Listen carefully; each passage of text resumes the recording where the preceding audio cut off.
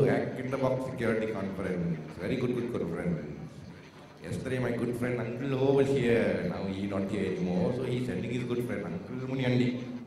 So, Dr. Non Subakin not here. He got no swag. It's okay. We got two other big fellas down here.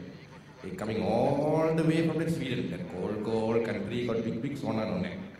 So without further ado, let us put our hands together for the fellas from the Pirate Bay. Mr. Prokop and Mr. Tiago. Take it away.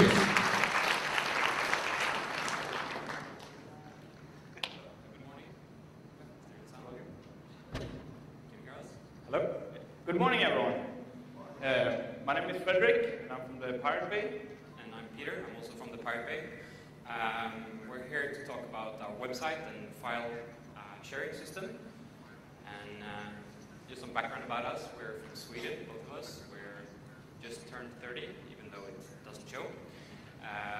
And essentially, we've been working with the Pirate Bay for the last 5 years. And the difference between most of you guys and us is that we're doing it as a hobby, while most of other people in here probably work with it.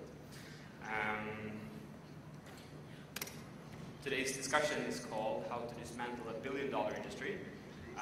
But that's what we've been accused of. But to be fair, and because IFPI is here today, which is one of our big haters, I guess, it's not really a billion-dollar industry, it's a multi-billion-dollar industry. And actually, we're not doing it just to dismantle it, we're doing it as a hobby. And that's just because it's more fun that way, I think. But to be honest, it's not just a hobby, it's just that you can't just dismantle an industry like this. You're going to get sued. And we've been sued by the Swedish government, and we have a court case coming next year. But that's not a big problem, because we'll probably win in the end. Probably. But yeah, let's go back to talk about us a bit, who we are and why we do this. Both of us, I think, have a background within the demo scene and hacking scene. Yeah. I started cracking games on the Amiga when I was like 12, 13 years old in the early 90s, and I think you have some similar background. Yeah, I started copying games on the Commodore 64 with a double-deck tape recorder back in the 80s. So it's a long history of copyright infringement. Yeah, I didn't actually know what copyright infringement meant back then. It was more or less the same thing I was doing all the time. It's the same thing I'm doing right now, and it didn't really mean anything to me. It wasn't this big crime. Everybody did it. I was too young to understand that it was wrong, and now I'm older, I understand that it isn't wrong. So it's how you want to look at it. We started something called Piratbyrån, or not us. We're part of the team who started it, but Piratbyrån is an organization in Sweden which was started because there was something called Anti-Piratbyrån, which was the anti-piracy agency. So in order for them to have an anti-piracy agency, we felt that there was need for a piracy agency, someone who would actually speak for the pirates of the world, and especially in Sweden. Every time the anti-piracy agency wrote something in the news, there was no discussions about if it was right or wrong. It was always, what they said was the truth. So we felt that there was a need for someone to talk why piracy is good. And one of the things that we did was to start Piratbyrån. We started Piratbyrån in 2002, I think. And Pirate Bay was one of those projects that Piratbyrån did to put the focus on why piracy is good. We also hosted the Polar Pirate Prize, which was a prize award show, a big gala, where we gave out, I think, prizes to BitTorrent for the being best file sharing protocol. We decided which ISP was the best for pirates, and a lot of those stuff. We also had some demonstrations in Sweden. Typically in Sweden, you have a 1st of May demonstration, which is essentially the workers go out and demonstrate on the 1st of May. And we demonstrated, and we had some big rules saying 100 megabits is welfare, and everybody needs 100 megabits. And in Sweden today, most people have access to 100 megabits, and we take full credit for that. It has nothing to do with anyone else but us. Also, one of the key issues we had was also that the internet needs to be neutral. It was very big discussions back then, as today, about internet being a neutral ground where the companies are not liable, the ISPs aren't liable for what happens, and that it should only be an access to an internet and not to a censored internet. But to go back to Pirate Bay, we needed to have a file sharing network in Sweden because there was none. At this time, there was one big torrent site, which was called Supernova, but they mainly had international content. And with Piratbyrån, we wanted more Swedish, local, Scandinavian content. So we started a big library of some sort, and that is Pirate Bay. We even have a Malaysian screenshot here today. Wow. This is the website. Pirate Bay. You don't know it. Yeah, so maybe you want to talk about what the Pirate Bay is. And okay, not. So Pirate Bay is essentially two things. It's a website where you can upload torrent files, which are small pieces of information about files you have on your computer. You can upload them to Pirate Bay, and we index them like any other search engine. And you have commenting systems. It's a normal web portal. But Pirate Bay is also a BitTorrent tracker, which is the big difference between Pirate Bay and most other torrent sites. We have our own file sharing network. And this file sharing network is one of the reasons why we're so huge, I think, because it's the biggest file sharing network ever in history. We're, I think, three times bigger than Kazaa ever was at their peak. So that's quite interesting. The first site, the first Pirate Bay version, was actually in Swedish only, which was a problem because we noticed after, I think, a year that we had like 80% of the users was not Swedish, and the most downloaded torrent was actually a Swedish language course. Quite interesting. So, this is something Freddie can talk about. Yeah, this is one of the early setups of the Pirate Bay. You can see my old laptop acting as a tracker, and above the laptop on rolls of tape to keep them cool is a motherboard in a motherboard box, just thrown together from spare parts. And this was the entire website back in 2004, sometime. We were running on 4 servers. The red firewall is actually being reinstalled with Linux to serve web pages. And the ugly-looking box down low has is a database. So we didn't really have any money for servers. We just took whatever we had available.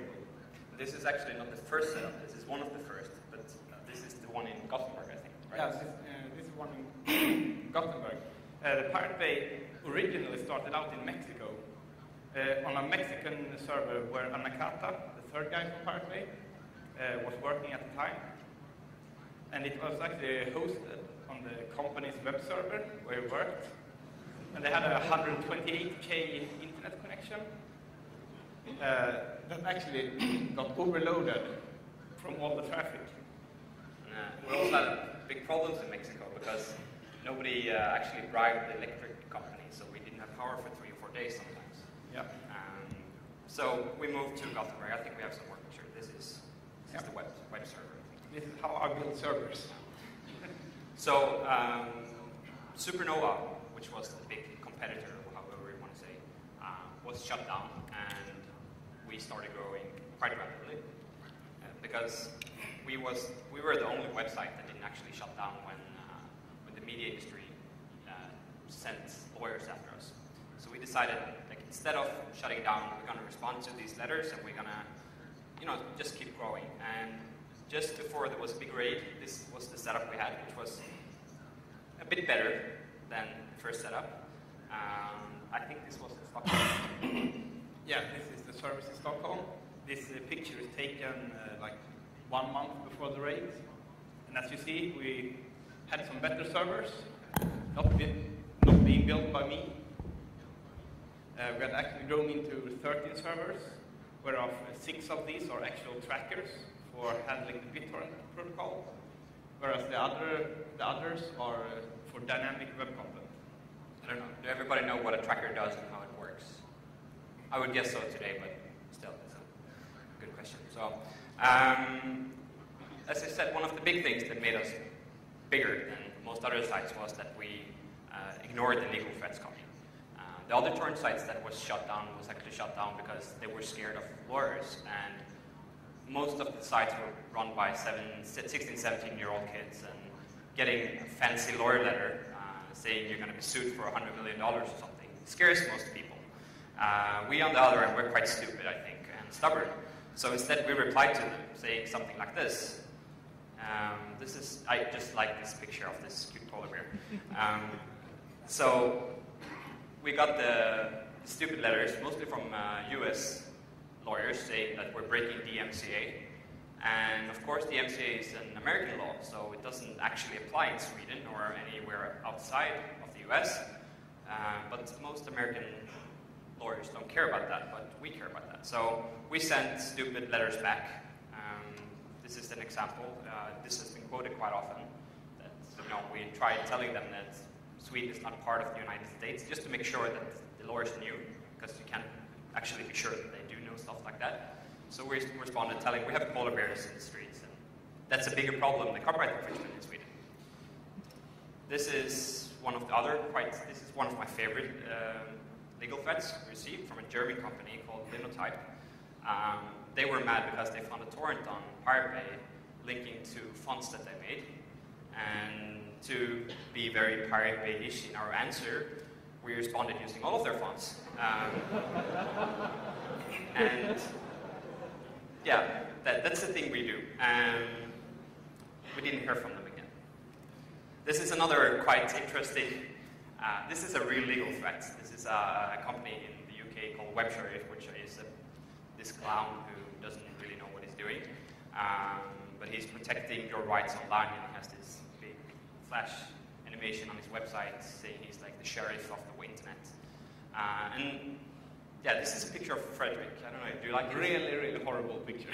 I like that. And the interesting thing about when he sent this to us and he published it on his own website was that he actually stole the picture from a Swedish newspaper.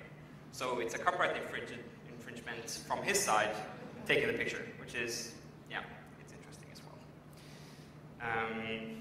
Let's see here, where we are. And responding to the legal threats in this way, there's a lot of them on the Pirate Bay website that's published. You can go see them afterwards. Makes people sending them quite anxious about how to shut us down, because the problem they had with us was that we weren't taking the words serious enough, according to them. So they sent private investigators after us, which is really stupid if you do something online. I don't know if they're gonna, what are they going to find? That we're sitting by the computers? I'm not sure. Yeah. And yeah, I guess the private investigator going after me in Gothenburg got to see a lot of good bars, a lot of late nights, but probably not much evidence gathering.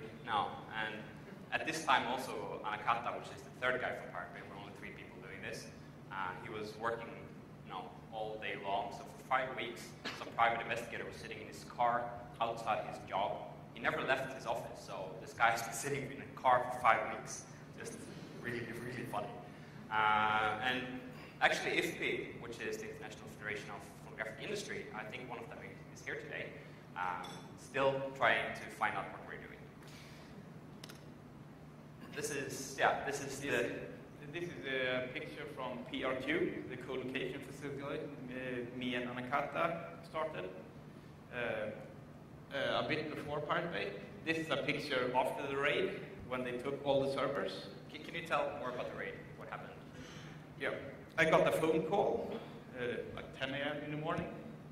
It was Anakata. He said, there's police officers at our office. So could you go down to the co-location facility and get rid of the incriminating evidence? So That had nothing to do with Pirate Bay. I just actually have to. No. So I started walking out the door, and then it hit me. It might be the Pirate Bay. So I went back into my laptop, started a full backup of the site. So, and then I left. And when I got to the co-location facility, there was a lot of police officers waiting there, civilian clothing. So when I come in,